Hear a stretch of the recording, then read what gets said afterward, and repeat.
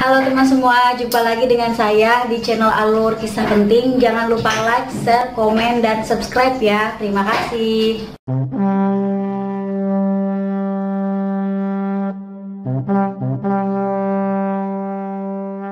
100 tahun yang lalu musuh baru muncul di hadapan umat manusia. Kekuatan musuh baru tersebut tidak sepadan dengan kekuatan yang dimiliki oleh manusia, hingga akhirnya umat manusia terancam punah. Umat manusia yang selamat dari serangan musuh baru tersebut membangun 3 pilar tembok yang diberi nama Tembok Maria, Tembok Ros, dan Tembok Sina. Hingga akhirnya mereka dapat hidup dengan aman di balik tembok selama ratusan tahun. Attack on Titan atau Shingeki no Kyojin yang bila diartikan adalah raksasa yang menyerang.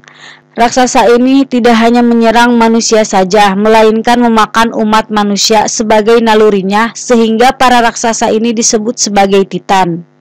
Anime Attack on Titan season 1 ini dimulai dari sebuah desa yang bernama Shigasina, yang hidup di balik tembok yang paling terdepan sebagai umpan para Titan, dengan tujuan sebagai meminimalisir biaya pertahanan dan militer pemerintah. Sesekali mereka merasa takut dengan serangan para Titan karena desa mereka yang paling dekat dengan serangan para Titan. Berbeda dengan seorang anak yang bernama Eren Jaeger yang merasa dirinya seperti hewan ternak yang dikurung di dalam sangkar, dan ia berniat keluar dari desa dan berjanji akan membunuh semua Titan yang berada di luar. Ia begitu marah dengan pasukan siaga yang dilihatnya, karena kerjanya hanya mabuk-mabukan dan menanyakan kepadanya bagaimana kalau ada Titan yang masuk menyerang, apakah kau siap menjaganya? Pasukan siaga tersebut hanya tertawa mendengar ocehan anak kecil seorang Eren Jaeger. Di saat yang sama pasukan penyidik baru saja kembali dari misi mereka. Tapi sayangnya yang pulang dari misi tersebut hanya sedikit dan banyak yang penuh dengan luka. Bisa dibilang misi dari pasukan penyidik telah gagal dan telah kalah melawan para Titan. Ada beberapa informasi mengenai jenis tentara yang ada pada anime Attack on Titan ini. 1. Pasukan penyidik atau pengintai adalah pasukan dengan sukarela berusaha untuk merebut kembali wilayah yang diambil oleh para Titan, dan sangat dicemooh di kalangan masyarakat karena memiliki tingkat korban jiwa yang paling tinggi dan kurang mengalami kemajuan dalam menjalankan misi. 2. Pasukan siaga adalah pasukan yang menjaga keamanan tembok dan penduduk sipil. 3. Polisi militer adalah pasukan yang menjaga keluarga kerajaan dan menjalani kehidupan yang relatif santai karena ditugaskan di wilayah dinding terdalam. Hingga pada akhirnya keadaan ini membuat polisi militer terlibat dalam penipuan, korupsi, dan akal-akal politik. Kembali lagi pada alur cerita, bagaimana setelah pasukan penyidik telah kembali dari misinya, dan ada salah satu masyarakat yang mengolok-oloknya yang kemudian langsung dikemplang oleh Eren Jaeger. Ketika orang tersebut marah dan ingin membalas perbuatannya, Mikasa Ackerman, teman semasa kecil Eren, menyeretnya pergi dan menanyakan untuk mengurungkan niatnya untuk bergabung dengan pasukan penyidik. Eren yang terkejut meminta Mikasa untuk tidak memberitahukan niatnya untuk bergabung dengan pasukan penyidik kepada kedua orang tuanya. Tetapi Mikasa malah memberitahukan niat Eren tersebut kepada kedua orang tuanya pada saat sedang makan siang. Ibu Eren yang mendengar perkataan Mikasa sangat kaget dan marah, lalu meminta suaminya untuk membujuk Eren agar jangan menjadi pasukan penyidik ketika besar nanti. Bukannya membujuk Eren untuk tidak menjadi pasukan penyidik, tetapi ayahnya malah pergi dan akan memberitahukan rahasia yang ada di ruang bawah tanah rumahnya kepada Eren nanti. Sayangnya ibu Eren tetap melarang Eren untuk bergabung menjadi pasukan penyidik. Eren yang merasa marah dengan ocehan ibunya kemudian pergi dari rumah. Tak lama kemudian Eren melihat temannya yang bernama Armin Erlet yang sedang dibuli. Ia pun lantas berniat menolongnya. Alih-alih ada Mikasa di belakangnya, para pembuli tersebut langsung pergi kocar-kacir karena takut dengan Mikasa. Mereka bertiga kemudian mengobrol tentang keinginannya untuk menjadi pasukan penyidik. Dan Armin berkata, walaupun tembok di sekeliling desa mereka sudah bertahan hingga 100 tahun, tetapi tidak ada jaminan tembok tersebut tidak akan tertembus oleh Titan. Hingga sesaat kemudian terdengar suara ledakan yang membuat mereka bertiga terkejut. Ternyata suara tersebut disebabkan oleh Titan kolosal yang mempunyai tubuh yang sangat besar dan mengeluarkan uap panas dari tubuhnya. Ia melubangi temboknya dengan mudah melalui tendangan kakinya sehingga banyak para Titan biasa yang masuk ke dalam desa Sigasina. Eren yang melihat secara langsung penghancuran tembok tersebut memperkirakan bahwa serpihan tersebut mengenai rumahnya. Eren kemudian berlari pulang dan begitu terkejut ketika melihat ibunya sudah terluka karena tertiban serpihan puing rumahnya yang hancur akibat serpihan tembok tendangan Titan kolosal. Eren dan Mikasa berusaha menolong ibunya untuk keluar tetapi sayangnya tidak berhasil karena beratnya reruntuhan puing yang tidak dapat mereka angkat dan luka yang diderita ibunya sudah mustahil untuk mengajaknya pergi. Hingga kemudian ada salah satu Titan wanita yang masuk ke dalam desa tempat Eren dan Mikasa berada dan menemukan mereka yang sedang berniat menolong ibunya. Untungnya ada seorang pasukan siaga yang berniat menolong mereka dengan melawan Titan wanita tersebut, tetapi sayangnya ia tidak begitu membantu. Ia malah terdiam ketika berhadapan langsung dengan Titan wanita tersebut dan memutuskan mundur untuk membawa pergi Mikasa dan Eren, dan terpaksa meninggalkan ibu mereka yang tertiban reruntuhan. Tanpa ragu, Titan wanita tersebut memakan ibu Eren di depan mata Eren dan Mikasa yang berakhir dengan kesedihan yang teramat sangat yang tidak dapat dilupakannya.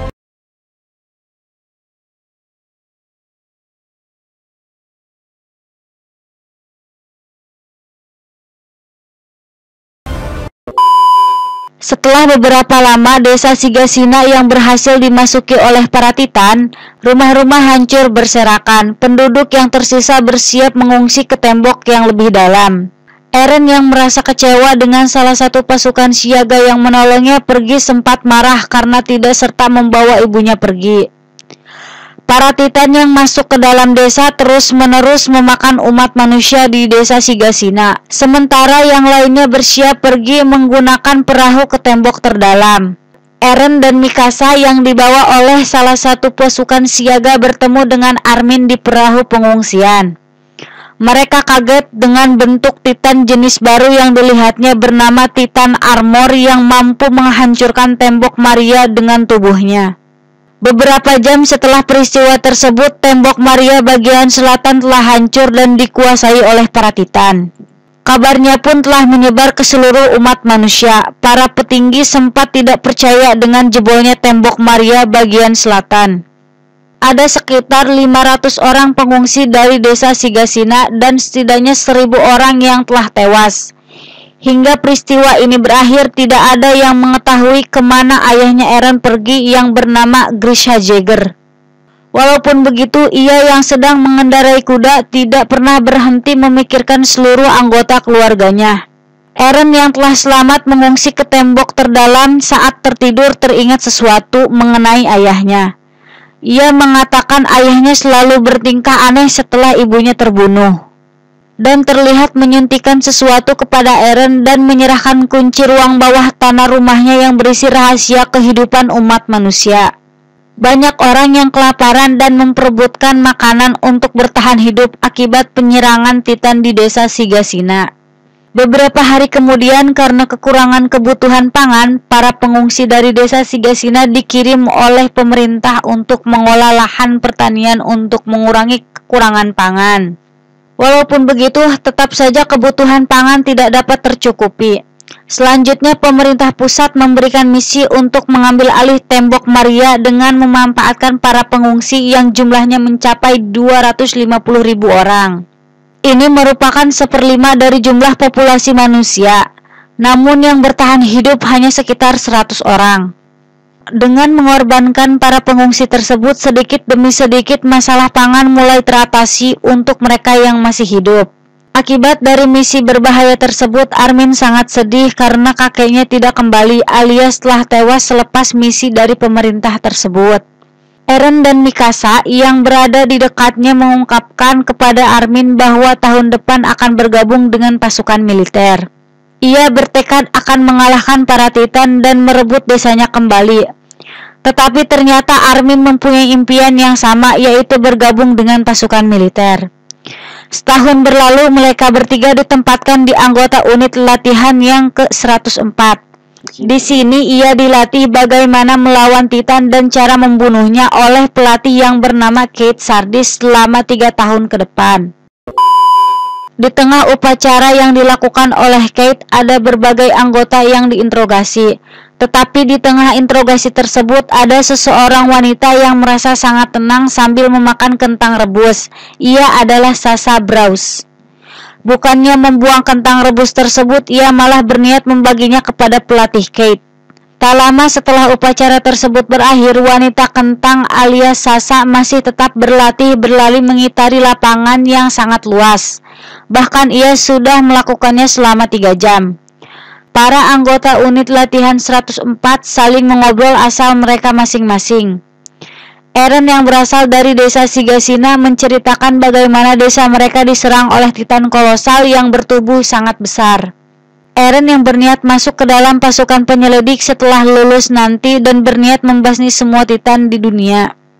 Dalam obrolan ini Eren sempat beradu argumen dengan anggota militer yang lain. Tetapi akhirnya perselisihan mereka berakhir dengan bunyi lonceng.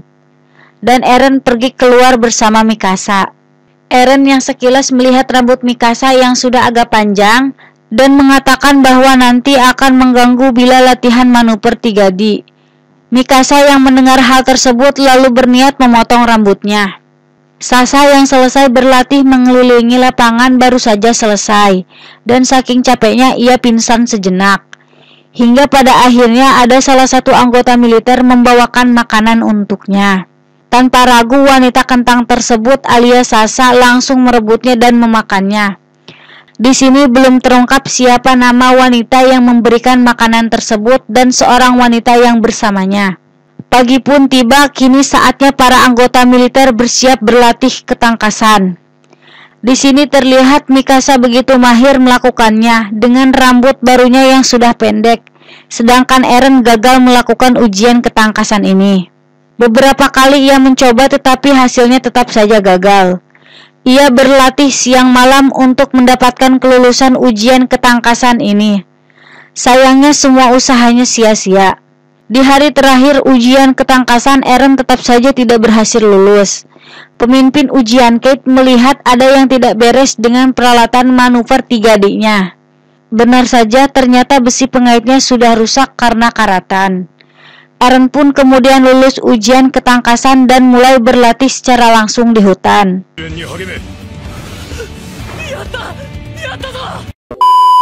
Para anggota militer 104 berlatih menggunakan manuver 3D-nya dan latihan belajar menyerang para Titan dengan boneka. Sasha Braus terkenal dengan bakatnya yang bertindak dengan cara yang tidak wajar tetapi berkepribadian tidak cocok dengan aktivitas yang terorganisir. Connie Springer ahli dalam melakukan tikungan tajam dengan pikirannya yang bodoh. Mikasa Ackerman mempunyai prestasi yang sangat luar biasa dalam segala bidang. Ia adalah orang yang jenius yang belum pernah ada sebelumnya. Eren Jaeger meskipun ia tidak memiliki bakat yang lebih, ia memiliki kerja keras yang luar biasa. Selain itu ia memiliki tujuan dan niat yang kuat. Dalam latihan bela diri, Annie merasa marah karena diejek oleh Rainer, dan pada akhirnya Rainer menyuruh Eren berduel dengan Annie. Tanpa membutuhkan waktu yang lama, Annie berhasil mengalahkan Eren dengan sangat mudah, dan Annie menantang Rainer untuk berduel selanjutnya.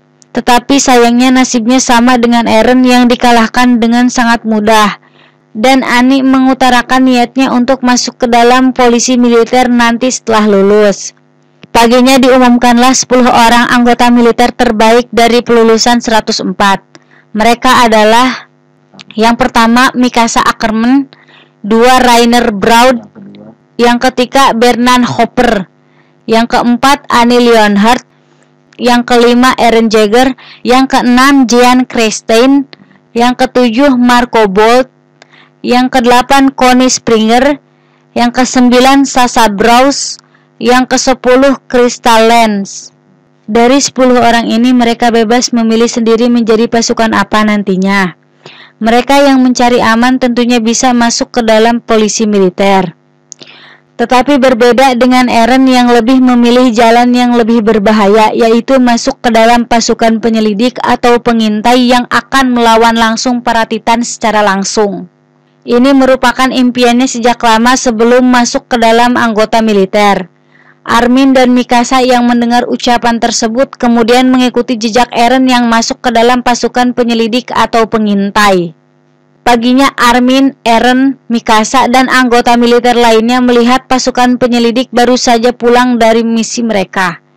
Pasukan ini dipimpin oleh Erwin dan wakilnya Lepi. Eren melihat kemampuan mereka tampak berbeda dari 5 tahun yang lalu. Paginya saat akan mempersiapkan pengamanan, Eren bertemu dengan Connie. Eren terkejut dengan Connie yang masuk ke dalam pasukan penyidik karena sebelumnya ia ingin masuk ke dalam pasukan polisi militer. Sesaat kemudian muncul Titan kolosal di belakang Eren yang membuat semua orang di dekatnya menjadi terkejut. Titan kolosal tersebut lagi-lagi melubangi tembok yang dapat membuat Titan lainnya masuk. Eren yang melihat tembok telah berlubang menjadi kesal dan berniat menyerangnya.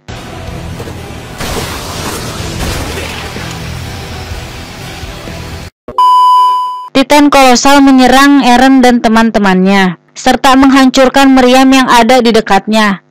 Eren yang marah berusaha menyerang Titan kolosal tersebut, dan alangkah kagetnya tiba-tiba saja kok Titan kolosal menghilang yang entah kemana. Masyarakat pun kembali mengungsi karena tembok yang telah bolong tersebut. Eren dan teman-temannya sekuat tenaga menyerang para Titan agar tidak masuk ke dalam tembok. Pasukan ini dibantu juga oleh pasukan siaga yang terdiri dari 3 regu barisan pasukan. Di sini dijelaskan fakta tentang Titan dan cara membunuh Titan. Para Titan tidak memiliki akal seperti manusia dan tidak dapat berbicara. Karena itu percobaan komunikasi dengan mereka selalu gagal. Struktur tubuh mereka yang pada dasarnya berbeda dari makhluk hidup lainnya, mereka tidak memiliki alat kelamin dan cara reproduksinya pun tidak diketahui. Rata-rata mereka menyerupai pria dewasa. Mereka memiliki suhu yang sangat tinggi dan yang paling membingungkan mereka tidak tertarik dengan makhluk hidup lainnya selain manusia. Mereka hanya ingin memakan manusia, namun mereka bisa bertahan hidup tanpa memakan manusia selama 1 abad lebih. Dengan itu bisa disimpulkan mereka tidak butuh makanan untuk bertahan hidup. Dengan kata lain, tujuan mereka bukan untuk memakan tetapi untuk membasmi manusia. Lalu faktor utama di balik keterpurukannya umat manusia ini adalah kemampuan bertahan hidup Titan yang luar biasa. Sejak dahulu umat manusia telah melawan Titan dengan teknologi meriam, namun sayangnya tidak dapat menghentikan mereka. Meski kepala Titan telah tertembak, kebanyakan dari mereka akan tumbuh kembali dalam 1 hingga 2 menit. Ada satu cara untuk mengalahkan mereka, yaitu dengan menyerang bagian tengkuk leher bagian belakang. Jika Titan mendapat serangan telak di bagian ini, mereka akan mati tanpa meregenerasi kembali. Untuk dapat menyerang bagian tengkuk leher belakang, mereka bisa menggunakan pedang ganda yang terdapat di alat manuver 3D-nya. Jika serangannya mengenai titik lemah para Titan tidak dapat sempat meregenerasi kembali tubuhnya dan akan segera tewas. Eren begitu semangat sekali untuk membunuh para Titan serta berniat untuk cepat naik pangkat dan bergabung dengan pasukan pengintai. Di pertarungan ini, Eren dan temannya melihat secara langsung bagaimana temannya dimakan oleh para Titan. Eren yang melihat temannya dimakan oleh Titan merasa marah dan berniat menyerangnya seorang diri.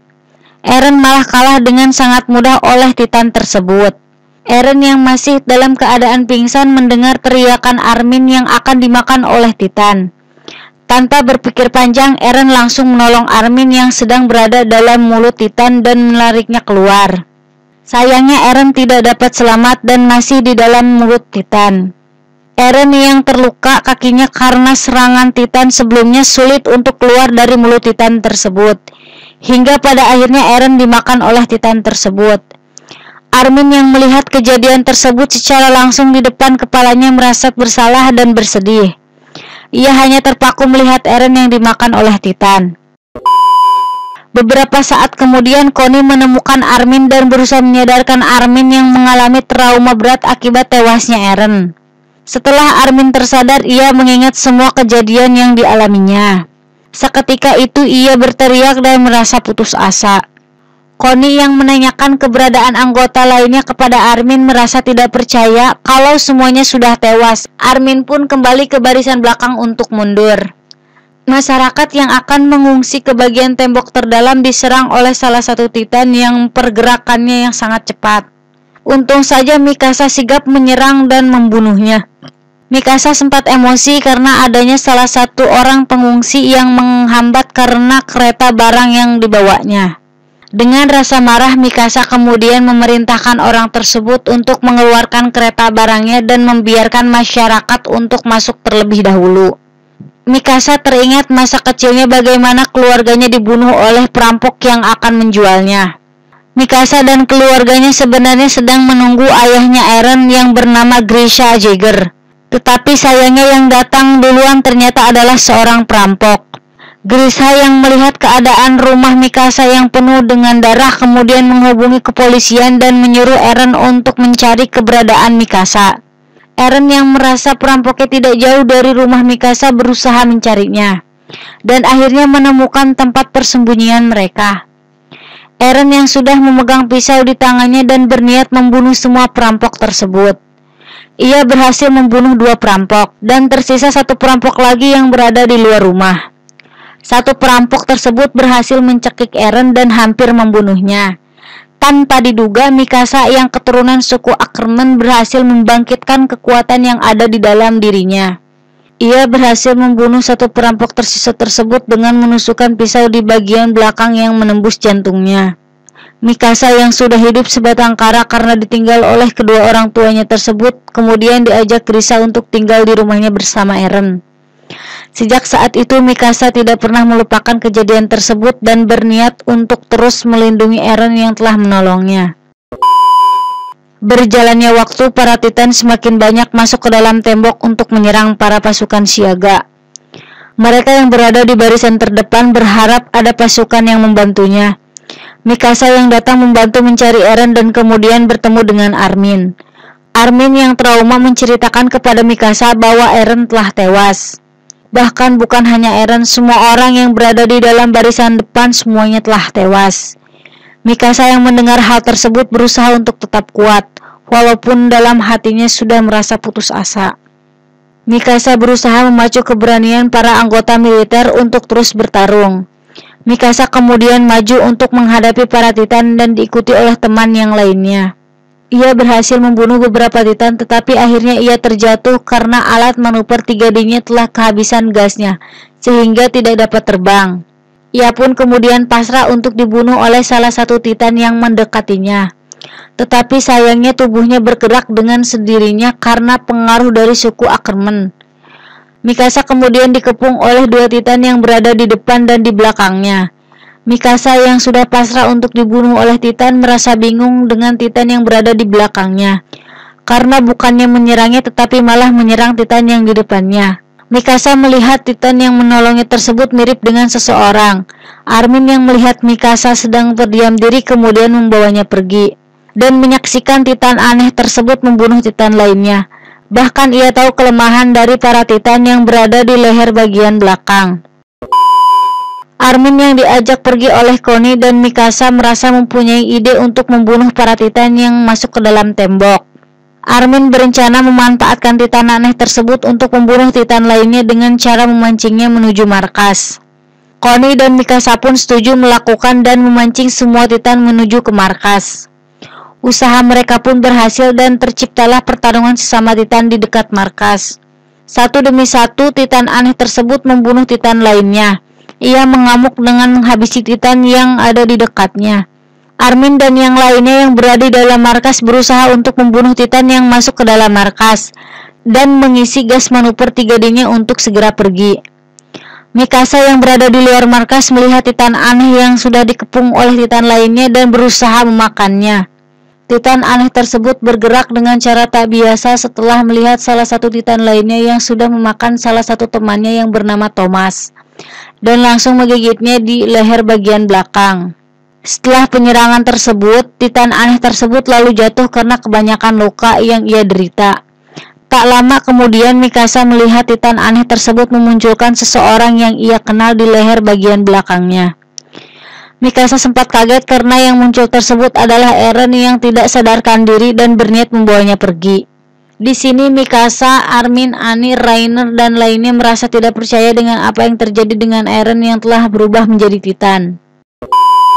Salah satu yang membuat pasukan siaga banyak yang tewas khususnya di regu barisan depan karena tidak adanya pasukan pengintai.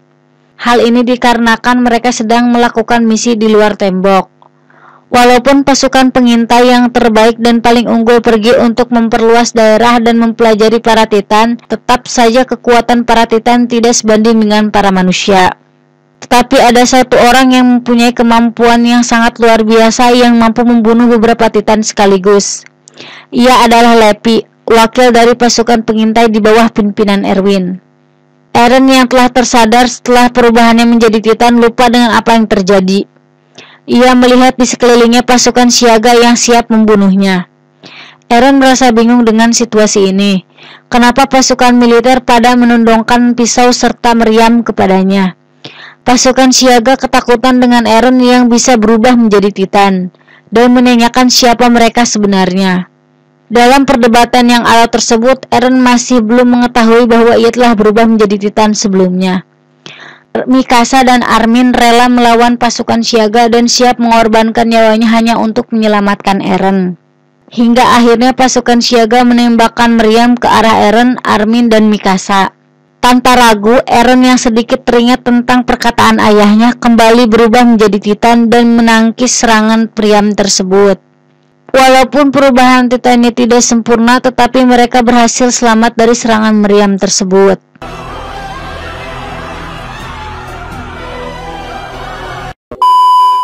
Eren yang telah sadar akan dirinya yang menyelamatkan Armin serta Mikasa teringat sesuatu tentang ruang bawah tanah yang ditinggalkan ayahnya.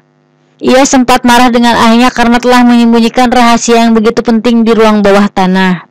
Uap asap yang dikeluarkan oleh Titan milik Eren semakin menipis. Pasukan siaga tengah bersiap untuk menyerang kembali. Di dalam situasi yang penuh dengan ketakutan tersebut, Eren mempunyai sebuah ide. Agar Armin berkata Eren bukanlah sebuah ancaman dan akan membantu manusia dengan mewujud Titannya. Eren bahkan sudah banyak membunuh banyak Titan untuk menolong umat manusia dan akan sekuat tenaga merebut desanya kembali dari serangan Titan. Armin berusaha keras untuk meyakinkan pasukan siaga untuk mempercayainya. Sayangnya pimpinan pasukan siaga tidak mempercayainya dan bersiap menyerang kembali. Namun sebelum hal itu terjadi, Komandan Pixis menghentikannya. Armin yang sudah siap mati dapat bernapas lega. Mereka bertiga selamat dari serangan meriam yang akan menyerangnya. Berdasarkan informasi dari pasukan pengintai, Titan akan kembali muncul dari selatan. Pertama-tama mereka akan menyerang Shigasina yang berada di bagian selatan dari tembok Maria. Oleh karena itu, sasaran mereka berikutnya adalah desa yang berada di paling selatan tembok Ross, yaitu desa Trost. Komandan Pixis adalah komandan yang memimpin pertahanan di bagian selatan termasuk desa Trost. Ia adalah orang terpenting yang menanggung bagian terpenting pertahanan umat manusia.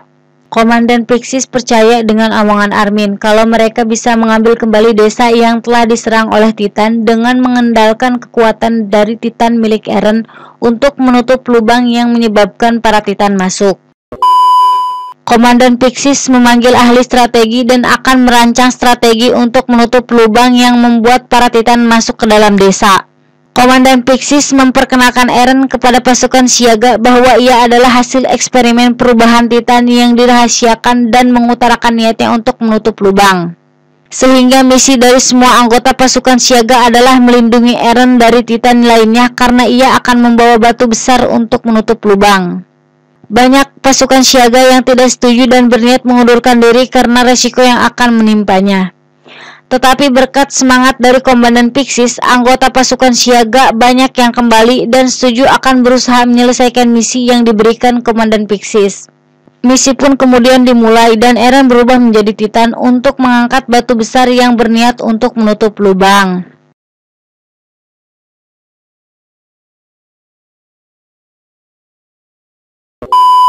Eren yang telah berubah menjadi Titan ternyata tidak berjalan mulus. Ia kehilangan kesadaran dan menyerang orang di dekatnya, yaitu Mikasa. Walaupun begitu, Mikasa tetap berusaha menyadarkan Eren dengan misinya agar menutup lubang dengan sebuah batu. Eren kemudian pingsan setelah Mikasa berusaha menyadarkannya. Atas usaha Mikasa yang tidak membuahkan hasil tersebut, Armin kemudian mendekati tubuh Titan Eren dan membuat sedikit luka yang menembus mengenai lengan Eren untuk menyadarkannya. Usaha dari Armin untuk menyadarkan Eren akhirnya berhasil dan Eren tersadar dari pingsannya.